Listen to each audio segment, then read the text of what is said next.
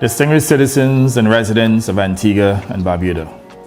Today, as we reflect on the past decade, we celebrate a remarkable journey together, one that began 10 years ago when the Antigua and Barbuda Labour Party took over the reins of power during a period of unprecedented failures. Let me remind you, for comparative purposes, that during that last decade under the failed UPP administration, our nation faced severe economic problems.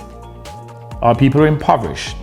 We endured high unemployment, significant business closures, unsustainable debt, and rampant crime and violence, including rapes and homicides. The economy came to a screeching halt, with government defaulting on practically all of their loans, including the IMF loan, and it couldn't even pay for fuel, electricity, and water, owing suppliers of these services over $200 million without any formal credit terms.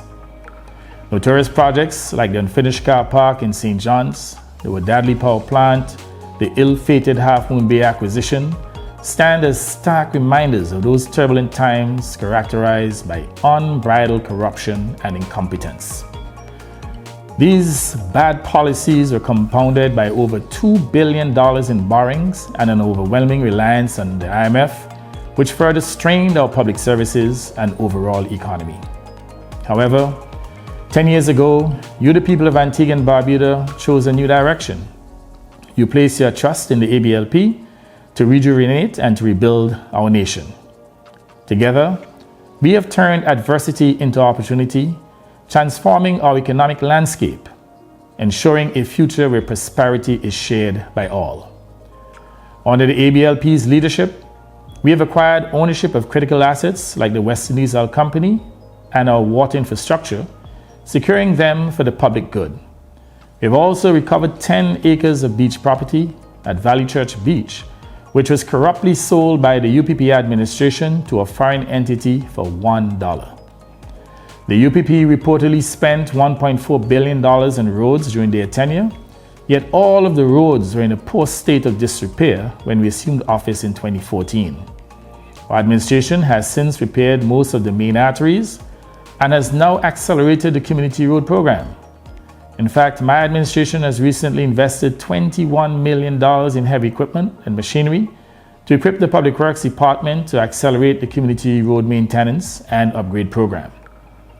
During the last decade, we have made investments in infrastructure such as reverse osmosis plants, modern port facilities, and expanded electricity services, which have not only strengthened our capacity, but have also propelled our economic growth and development.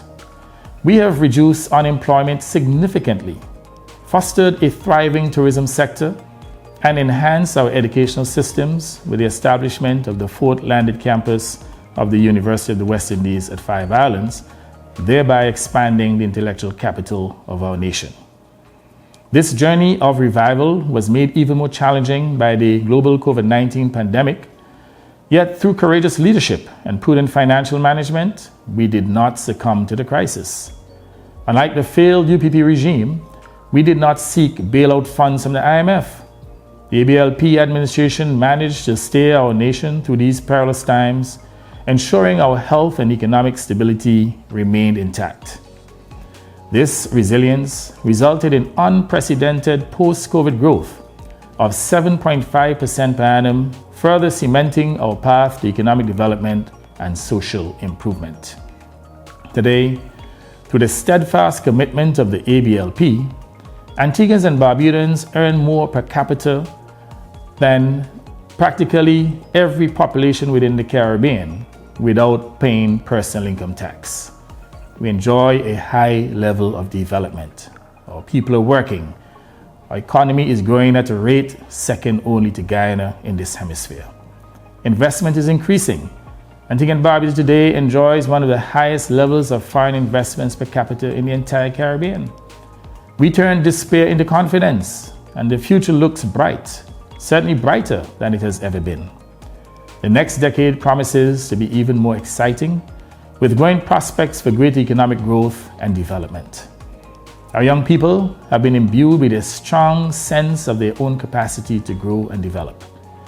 They have been provided with modern technology, access to knowledge and information, and markets for their creative talents, ensuring that they are well equipped to contribute even more meaningfully to our nation's future. In 10 years, we have advanced our country steadily and progressively for the benefit of all Antiguans and Barbudans and all who dwell within our shores. Our prospects are real, and we will continue to seize the opportunities and soldier on confidently to victory. This decade has also been marked by our commitment to heal divisions and foster unity across our Twin Island state. We have worked tirelessly amid constant protestations to integrate Barbuda more fully into our national life, rejecting the divisive politics of marginalization in the past. Despite the strident efforts of the obstructionists, we shall not relent on the advancement of Barbuda and our Barbudan brothers and sisters. We are determined to unrelentingly transform Barbuda into a luxury and sustainable island destination with a well-developed property rights system. Antigua and Barbuda shall continue into perpetuity as a successful unitary state with stakeholder ownership in land and other assets both in Antigua and in Barbuda. We are striving to create a cohesive society where every citizen, whether from Antigua or Barbuda, feels valued and where every community can thrive. No one will be left behind under the leadership of my institution that is all-empowering and all-inclusive. Internationally, our nation has led critical dialogues and initiatives.